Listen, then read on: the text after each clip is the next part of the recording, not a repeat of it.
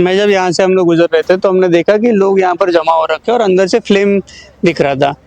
तो हमने immediately fire brigade को कॉल किया, 112 पे कॉल किया, कनकिया पुलिस स्टेशन में इन्फॉर्म किया, फायर ब्रिगेड में जो हमारे कुछ दोस्त थे उनको इन्फॉर्म किया और 5 से 7 मिनट के अंदर यहाँ पर फायर ब्रिगेड को बुलवा लिया गया।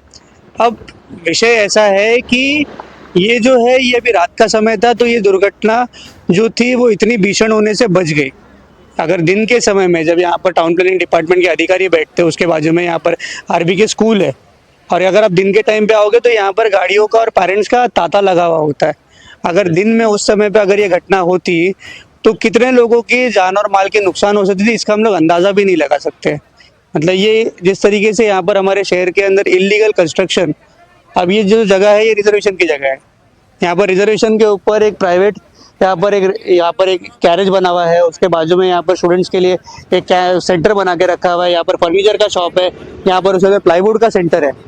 इन सब चीज़ों को रिजर्वेशन लैंड के ऊपर रखा गया है। तो हमारे वार्ड ऑफिसर स्वप्निल सावंत जी, जिनको दूसरे माले का इलीगल स्ट्रक्चर दिखाई दे जाता है, उनको जमीन पे हो रही गतिविधियां नहीं दिखती है क्या? हमने तो ये तक सुना है कि स्वप्निल सावंत जी यहाँ पर आके इनसे कलेक्शन करते हैं। इनका एक आदमी घूमता है, जो इलीगल टर्फ है, जो इलीगल बांधकाम है, वहाँ पर जाके उनका एक आदमी बराबर जाके महीने के एंड के अंदर या महीने के स्टार्टिंग के अंदर पैसे लेकर चला जाता है। ये तक हमको पता है, लेकिन उनको ये सारे रिजर्वेशन प्लॉट्स के ऊपर जो इलीगल कब्जा हो रखा है वो नहीं दिखाई दे रहा। नहीं सर, क्या नाम है उस आदमी का जो यहाँ पे कलेक्शन करके जाता है? अब वो नाम तो स्वप्निल सावंत जी को आपको खुद पूछना चाहिए और स्वप्निल सावंत जी को बताना चाहिए कि उनका कौन सा आदमी है जो यहाँ पर आके इलीगल जो ऑपरेशन बिजनेस हाउसेस चल रहे हैं वहाँ पर आके कलेक्शन करता है। हमारे प्रशासन का इतना मतलब बुरा हाल है, आमदार लापरवाह, मंत्री साहब पूरे महाराष्ट्र को लेकर बिजी है। यहाँ के जो स्थानिक नगर सेवक है उनको पता है कि उनका जो आमदार है वो किसी काम के लायक नहीं है, उनका सिर्फ 7-12 से लेन देना है। उनको स्थानिक लोगों की परेशानी, उनसे होने वाली दिक्कत है, उसका निवारण देने में कोई इंटरेस्ट नहीं है। आप जो जनता दरबार में देखा होगा कि वहाँ पर सब भाजपा के नगर सेवक ही कंप्लेंट कर रहे हैं, क्योंकि उनको पता है आमदार साहब को तो सिर्फ 7-12 की ज़रूरत है।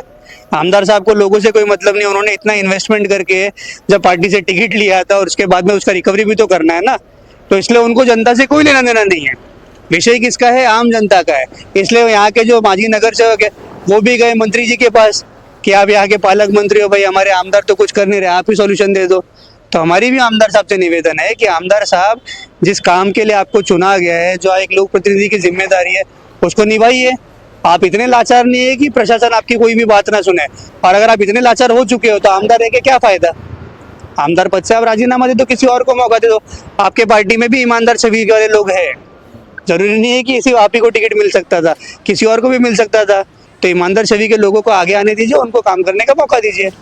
हम लोग शहर के जिम्मेदार व्यक्ति हैं, हम भले ही कोई भी पॉलिटिकल ऑर्गेनाइजेशन से हो या ना हो, लेकिन हमारी शहर के प्रति जिम्मेदारी, क्योंकि शहर ने भी हमें बहुत कुछ दिया है, तो ये शहर हमारा है।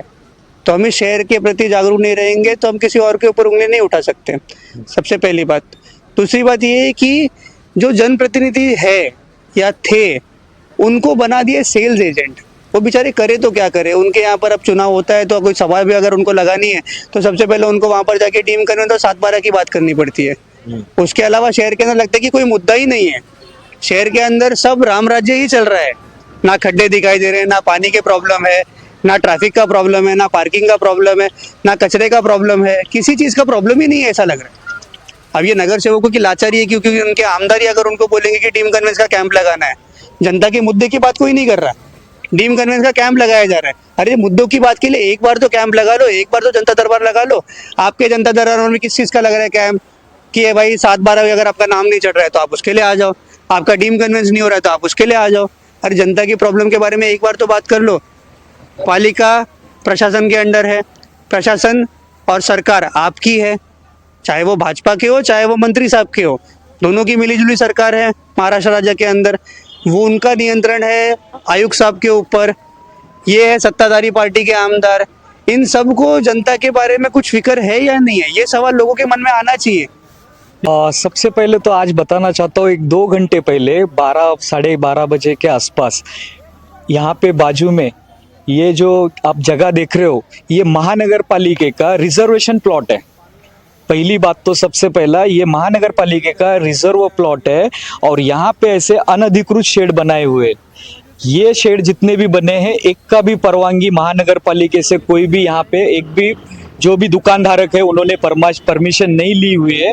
और महानगर पालिका का 2013 का और 2018 का जो खाली प्लॉट होते हैं महानगर पालिका के हो, तो वहाँ पे एक महासभा में एक ठराव हुआ था कि वहाँ पे मोकळ्या जागेवरील शेड, मतलब जो खाली जगह है उसके ऊपर शेड अगर आपको यूज करना है तो महानगर पालिका को एक अमाउंट भरना पड़ता है। मतलब यहाँ पे यहाँ के जो प्रभाग अधिकारी है स्वप्निल सावंत जी, उनको ये सब चीज दिखाई नहीं दे रही है क्या? यहाँ पे जो अनधिकृत ऐसे सब जगह पे इन्होंने शेड बनाए हैं। आज बहुत बड़ी यहाँ पे आग लगी थी। ये नसीब ऐसा है कि ये रात को आग लगी, अगर दिन में अगर आग लगी रहती तो बाजू में आरबी के स्कूल है, वहाँ पे हजारों की तादाद में लोग यहाँ पे आते हैं, पेरेंट्स लोग आते हैं, बच्चे लोग आते हैं, तो कितना बड़ा यहाँ पे हादसा हो सकता था। यहाँ पे गाड़ी आना जाना लोग गाड़ी का रहता है, गाड़ी पार्क रहती है, यहाँ पे अगर ये चीज जो हादसा हो गया है। कुछ ही टाइम पहले मैंने भाईंदर वेस्ट में सॉल्ट पैन की जगह है, भाईंदर वेस्ट में सॉल्ट पैन की जगह पे 1,500 से 2,000 गाड़ी दिन में पार्क होती है। वो सॉल्ट पैन के जगह पे ऐसी अनधिकृत पार्किंग होती है, उसकी परमिशन ना स्थानिक कॉरपोरेशन की परमिशन ली हुई नहीं है, या फिर स्टेट गवर्नमेंट की परमिशन ली नहीं है, या सॉल्ट डिपार्टमेंट जो सेंट्रल गवर्नमेंट के अंडर में आता है वहाँ की भी परमिशन नहीं ली है।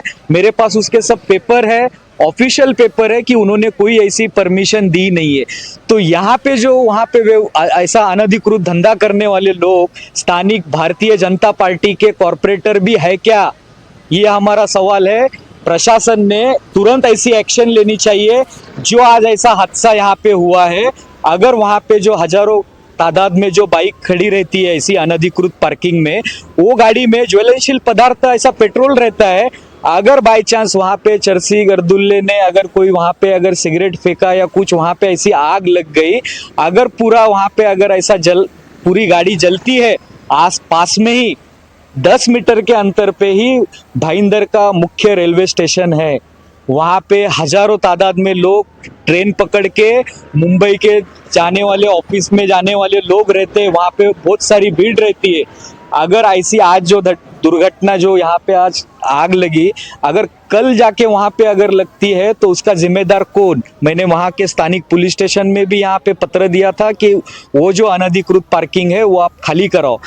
मैंने सॉल्ट पैन डिपार्टमेंट को भी पत्र व्यवहार किया हुआ है कि ऐसा अनधिकृत जो पार्किंग है वो आप खाली कराओ। महानगर पालिका को भी मैंने पत्र दिया है कि आप ये ऐसी जगह है वो खाली कराओ। महानगर पालिका बोलती है ये सॉल्ट पैन की जगह है, सॉल्ट पैन डिपार्टमेंट बोलता है हम लोग ने महानगर पालिका को इन्फॉर्म किया है। तो इसमें कौन है? ये फुटबॉल समझे क्या इन लोग ने? हम लोग बार बार तकरार कर रहे हैं, हमारे पास पेपर है कि अनधिकृत वैसा यहाँ पे धंधा ऐसा पार्किंग का चल रहा है, तो इसकी जिम्मेदारी कौन है, किसकी है आखिर?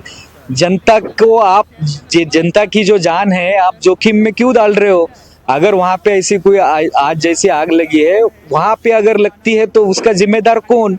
ये हमारा प्रश्न है कि प्रशासन इसके ऊपर लापरवाही कर रहा है। हम लोग जो तकरार कर रहे हैं इसको प्रशासन नजरअंदाज कर रहा है। तो मेरी प्रशासन से विनंती है, महानगर पालिका प्रशासन हो या यहाँ का तहसील ऑफिस हो, यहाँ के सॉल्ट डिपार्टमेंट हो, तो उन्होंने तुरंत जो आज ये सब चीज से कुछ सबक लेना चाहिए कि यहाँ पे जो आग लगी है तो कल जाके भाईंदर वेस्ट में भी वहाँ पे पार्किंग जो अनधिकृत है वहाँ पे भी लग सकती है, तो आप वहाँ पे वो जो पार्किंग की जगह है वो खाली कर दी जाए।